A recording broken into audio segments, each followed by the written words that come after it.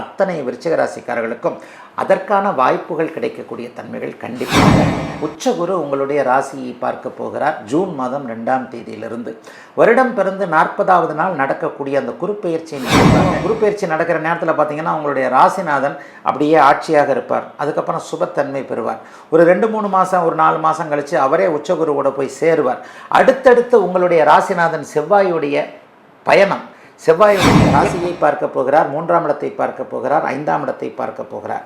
இந்த 3 பாவங்களையும் புற செலவுகளை வைத்து கொண்டிருக்கின்ற, எல்லாவற்றிலும் ஒரு தடையை ஏற்படுத்தி கொண்டிருக்கின்ற இந்த ராகு டிசம்பர் மாதம் 5ஆம் தேதி. ஆன்மீக பரிகார நேயர்கள் அனைவருக்கும் அன்பான வணக்கங்கள். இன்னைக்கு நம்ம யாரை சந்திக்க வந்திருக்கோம் அப்படின்னு பார்த்தீங்கன்னா, ஜோதிட கலையரசு ஆதித்ய குருஜி ஐயா அவர்களை தான் சந்திக்க வந்திருக்கோம். வணக்கம் ஐயா, நல்லா இருக்கீங்க? உலகம் நல்லா இருக்கிறம்மா, நீங்களும் நல்லா இருப்பீங்க. உலகம் முழுக்க பரவியிருக்கும் ஆன்மீக பரிகாரம் நேயர்கள் அனைவருக்கும் இனிய நல்வாழ்த்துக்கள். எல்லோரும் நன்றாக இருப்பீர்கள். ஐயா, இன்னைக்கான டாபிக் ஒவ்வொரு ராசி பலனும் நீங்கள் சொல்லிட்டு வரீங்க, ரொம்ப அருமையாக இருக்குது. மக்கள் ரொம்ப ஆர்வமாக அதை ரசித்து பார்த்துட்டு வராங்க. அவங்களுக்கு உண்டான பலன்களை தெரிஞ்சுக்கும் போது ரொம்ப மகிழ்ச்சியாகவும் இருக்குது அவங்களுக்கு. அந்த வகையில் தமிழ் புத்தாண்டு பலன்கள் ஐயா, இப்போ நம்ம எப்படி ஆங்கில புத்தாண்டு கொண்டாடுறோமோ அதுக்கு ஈக்குவலாக தமிழ் புத்தாண்டும் நம்ம கொண்டாடுவது ஒரு வழக்கமாகவே வச்சுருக்கோம். ஆதியிலேருந்து இருந்தது இந்த தமிழ் புத்தாண்டு தான். ஸோ தமிழ் புத்தாண்டு பலாபலன்கள் எப்படி இருக்குது ஒவ்வொரு ராசிக்கும் அப்படின்னு மக்களுக்காக. விருச்சிக ராசிக்காரர்களுக்கு மிகப்பெரிய நன்மைகள், யோகங்கள் அடுக்கிக்கிட்டே போகலாம். அதிர்ஷ்டம் வரப்போகுது, நல்ல காலம் பிறக்க போகிறது, நல்லது நடக்க போகிறது, பொற்கால கதவுகள்னு சொல்லுவோம் இல்லையா, அந்த பொற்கால கதவுகள் திறக்க போகின்றன, வசந்தம் பிறக்க போகின்றது, வாழ்க்கை வரப்போகிறது. இப்படியே அடுக்கிக்கிட்டே போகலாம். என்னங்க, உச்சகுரு உங்களுடைய ராசியை பார்க்க போகிறார் ஜூன் மாதம் 2ஆம் தேதியிலிருந்து. வருடம் பிறந்து 40வது நாள் நடக்கக்கூடிய அந்த குருப்பெயர்ச்சியின் விளைவாக பெரிய அளவில் நல்ல மாற்றங்கள் இப்போது வரப்போதுங்க. இதில் ஒரு பெரிய என்ன ஒரு விஷயம் அப்படின்னு சொன்னால், ராசிநாதனும் வலுவாக இருக்க, ராசியும் வலுவாக இருக்கக்கூடிய தன்மைகள் இப்போது கண்டிப்பாக உங்களுக்கு வரும். ஏன்னா குருப்பெயர்ச்சி நடக்கிற நேரத்தில் பார்த்தீங்கன்னா உங்களுடைய ராசிநாதன் அப்படியே ஆட்சியாக இருப்பார். அதுக்கப்புறம் சுபத்தன்மை பெறுவார். ஒரு 2-3 மாதம், ஒரு 4 மாதம் கழித்து அவரே உச்சகுருவோட போய் சேருவார். அடுத்தடுத்து உங்களுடைய ராசிநாதன் செவ்வாயுடைய பயணம், செவ்வாயுடைய இயக்கம் மிகப்பெரிய அளவில் நன்றாக இருக்கக்கூடிய தன்மை மேஷராசிக்காரர்களுக்கு. ஒரு யானை பக்கத்தில் உட்காந்துக்கிட்டு, பண்ணா ராஜா நான் பார்த்துக்கிறேன் அவன் பக்கத்திலே அப்படின்னு சொன்னால் அந்த 1000 யானை உள்ளுக்குள்ளே பூந்துக்கிட்டால் ஒரு உத்வேகம் வரும்னு சொல்லுவாங்க இல்லையா, அந்த மாதிரி அத்தனை விருச்சிக ராசிக்காரர்களுக்கும் பெரிய அளவிற்கு நன்மைகள் அதிகம் இருக்கக்கூடிய ஒரு தமிழ் புத்தாண்டாக இந்த புத்தாண்டு வருதுங்க. ராசியை பார்க்க போகிறார், 3ஆம் இடத்தை பார்க்க போகிறார், 5ஆம் இடத்தை பார்க்க போகிறார். இந்த 3 பாவங்கள்லையும் குழந்தைகளை ஒரு பெரிய அளவில் நன்மைகள் நடக்கக்கூடிய தன்மைகள் உண்டு. அதை விட இன்னொன்றையும் சொல்லணும், இதுவரைக்கும் 4ஆம் இடத்தில் இருக்கக்கூடிய உங்களுடைய வீடு சார்ந்த கனவுகளை நிறைவேற விடாமல் படுத்து கொண்டிருக்கின்ற, வாகன செலவுகளை வைத்து கொண்டிருக்கின்ற, எல்லாவற்றிலும் ஒரு தடையை ஏற்படுத்தி கொண்டிருக்கின்ற இந்த ராகு டிசம்பர் மாதம் 5ஆம் தேதி அப்படியே 3ஆம் இடத்திற்கு வந்துடுறார். இது ஒரு மிகப்பெரிய யோகம். அப்போ அந்த டிசம்பர் மாதத்திற்கு பிறகு என்ன நடக்கும்? முதல் 6 மாதங்கள் பணம் சார்ந்த விஷயங்களில் கை கொடுக்கக்கூடிய தன்மை. பின்னர் பிற்பகுதி 6வது மாதங்கள் டிசம்பர் மாதத்திற்கு பிறகு நல்ல அறிமுகங்கள், நினைத்தது நடக்கக்கூடிய தன்மை, பெரிய மனிதர்களுடைய தொடர்பு, ஒரு பெரிய அதிகாரி, ஒரு பெரிய அரசியல்வாதி, பெரிய பணம் படைத்தவர், இந்த மாதிரியான ஆட்களுடைய தொடர்புகள் கிடைக்கக்கூடிய தன்மை விருச்சிகராசிக்காரர்களுக்கு டிசம்பர் மாதத்திற்கு பிறகு வரக்கூடிய அமைப்புகள் இருக்கின்றன.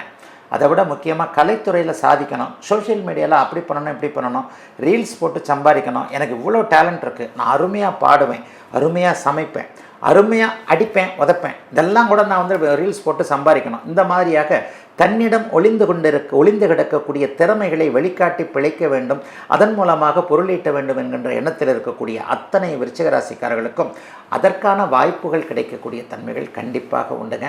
விருச்சிகத்திற்கு ஒரு மிகப்பெரிய நல்ல மாற்றங்கள் ஏற்படக்கூடிய ஒரு சுப நல் அமைப்புகள் கிடைக்கக்கூடிய தமிழ் புத்தாண்டாகவே இந்த புத்தாண்டமையும். எதையும் சாதிக்க பிறந்தவர்கள் விருச்சிக ராசிக்காரர்கள் என்பதை நிரூபிக்கக்கூடிய ஆண்டு 2026 தமிழ் புத்தாண்டு. உண்மையில் இந்த வருட கிரகங்கள்னு சொல்லப்படக்கூடிய குரு, சனி, ராகு, கேதுக்கள், இந்த அமைப்புகள், இந்த 4 கிரகங்களுடைய மூமெண்ட்டுன்னு சொல்லப்படக்கூடிய இயக்கங்களை வச்சு தான் தமிழ் புத்தாண்டில் நம்ம பலன்களை சொல்கிறோம். எந்த ஒரு புத்தாண்டிற்கு பலன்கள் அதுதான். மாத பலன்கள் நம்ம சொல்கிறது கூட பார்த்திங்கன்னா மாதம் மாறக்கூடிய சூரியன், சந்திரன், சுக்கிரன், புதன், இந்த 4 கிரகங்களை பேஸ் பண்ணி அப்படியே மாத பலன்கள் கண்டிப்பாக சொல்லுவோம்.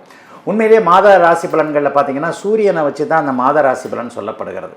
ஒரு ஆடி மாதத்தில் 1ஆம் தேதி சூரியன் மாறுவார், ஆவணி மாதத்தில் 1ஆம் தேதி சூரியன் மாறுவார். அப்போ சூரியன் மாறக்கூடிய அமைப்புகளை வச்சு தான் மாதங்களே உண்டாகி இருக்கிறது. இந்த இடத்துல வருட பலன்கள், ஆங்கில புத்தாண்டு பலன்கள் கூட இப்போ நான் ஆன்மீக பரிகாரத்திற்கு பேசினேன். இப்போ அதற்கடுத்து 3 மாதத்தில் தமிழ் புத்தாண்டு பலன்கள் வருது. அப்போ அந்த புத்தாண்டு எப்படி இருக்குன்றத 12 ராசிக்காரர்களுக்கு எப்படி கணிக்கிறோம்? இப்போ 12 ராசிக்காரர்களுக்கு எப்படி நடக்கும் அப்படிங்கிறதுக்கு இந்த வருடாந்திர கிரகங்கள் எந்த இடத்தில் இருக்கின்றன, எப்படி இருக்கின்றன அப்படிங்கிறத வச்சு தான். சரி, இப்போ முழுமையான ஒரு வருடாந்திர கிரகமான சனி பகவான் இந்த தடவை இந்த தமிழ் புத்தாண்டில் மாறவே இல்லை. மீன வீடு என்று சொல்லப்படக்கூடிய காலபுருஷனுடைய இறுதி வீடான 12ஆம் வீட்டில் அவர் வலிமையாக ஒரே இடத்துல இந்த வருஷம் மாறக்கூடிய அமைப்புகள் அவர் இல்லவே இல்லை. ஆகவே இந்த தமிழ் புத்தாண்டில் சனி பெயர்ச்சி இல்லை. அதனை அடுத்து பார்த்தீங்கன்னா உடனே டக்குன்னு தமிழ் புத்தாண்டில் ஏதாவது ஒரு வருடாந்திர பெயர்ச்சி வருகிறதான்னு பார்த்தா ஜூன் மாதம் 2ஆம் தேதி, ஏப்ரல் 14, 15ஆம் தேதி தமிழ் புத்தாண்டு பிறக்கும். அதனை அடுத்து 40 நாட்கள்லேயே குரு பகவான் அப்படியே தற்போது இருக்கின்ற வீடான மிதுன வீட்டிலிருந்து அடுத்த வீடான கடக வீட்டிற்கு வருகிறார். இந்த கடக வீட்டிற்கு வருகிறதுல ஒரு ஸ்பெஷாலிட்டி இருக்குது. 12 வருடங்களுக்கு ஒரு முறை மட்டுமே உச்சம் என்கின்ற அதி உன்னத நிலையை அடைகிறார். இன்னொன்று உங்கள் எல்லாருக்குமே தெரியும், குரு பகவான் நன்மையை செய்யக்கூடிய ஒரு கிரகம். சனி எப்படி மேக்சிமம் கெடுதல்களை செய்வாரோ அதே மாதிரி குரு மேக்சிமம் நன்மைகளை செய்யக்கூடிய ஒரு அமைப்பு. சனி பயிற்சினாலே எல்லாருக்குமே கொஞ்சம் பயம் வந்துடும். ஆனால் குரு பயிற்சினா ஒரு சின்ன ஆசை வரும். ஒருவேளை குரு நல்ல இடத்துக்கு வந்துட்டார்னா எனக்கு கொஞ்சம் அப்படியே கொட்டி போக மாட்டாரா, பணத்தை அள்ளி கொடுப்பாரே, குழந்தைகளை அள்ளி கொடுப்பாரே, மனசில் சந்தோஷத்தை அள்ளி கொடுப்பாரே, இந்த மாதிரியான கிள்ளி கொடுக்காமல் எதையும் அள்ளி கொடுக்கக்கூடிய அந்த குரு பகவான் இப்போது உலகத்தார் எல்லோருக்கும் மிகப்பெரிய அளவில் நன்மைகளை செய்யக்கூடிய உச்சம் என்கின்ற 12 வருடங்களுக்கு ஒரு முறை மட்டுமே வரக்கூடிய ஒரு அதி உன்னத நிலைமையை அடைகிறார். அப்போ 12 ராசிக்காரர்களுக்கும் குரு பயிற்சி ஓரளவுக்கு நல்ல விதமாகவே இருக்கும். இன்னொன்று நம்ம எல்லாருமே ரொம்ப பெரிய அளவில் எதிர்பார்க்கக்கூடியது அப்படின்னு பார்த்திங்கன்னா ராகு கேது பயிற்சி. இந்த ஏப்ரல் 14ஆம் தேதி நடந்து சரியாக ஒரு 6 மாதம் கழித்து பார்த்திங்கன்னா டிசம்பர் 5ஆம் தேதி அன்றைக்கு ராகு கேது பயிற்சிகள் ஏற்படுகின்றன. இந்த ராகு கேது பயிற்சி இப்போது இருக்கக்கூடிய கும்ப வீட்டிலிருந்து ராகு மகர வீட்டிற்கும், இப்போது இருக்கக்கூடிய சிம்ம வீட்டிலிருந்து கேது கடக வீட்டிற்கும் வருகிறார். இதில் இன்னொரு சிறப்பை கூட சொல்லிடலாம். குருவும் கேதுவும் இணையக்கூடிய கேள யோகம் என்கின்ற ஒரு கோடீஸ்வர யோகம் இந்த தமிழ் புத்தாண்டில் ஏற்படுது. ஐயா, யோகம்லாம் எப்போவுமே ஏற்படும் தானேங்க? இல்லைங்க, யோகம் எப்போவாவது அத்திப்பூத்தார் போல் ஏற்படக்கூடிய சில யோகங்கள்லாம் இருக்குது. அது இந்த முறை ஒரு 30-40 வருடங்களுக்கு பிறகு ஏற்படக்கூடிய கேள யோகம் என்கின்ற குருவும் கேதுவும் உச்சனாகி சேரக்கூடிய ஒரு யோகம் இந்த தடவை வருதுங்க. அப்போ என்னங்க, உலகத்தார் எல்லாருக்குமே கேள யோகம் ஏற்படுதுன்னா எல்லோருமே ஓரளவுக்கு இன்றைக்கு இருக்கிறத விட பொருளாதார நிலைமையில் முன்னேற்றத்தை அடையக்கூடிய அமைப்புகள் தானங்க.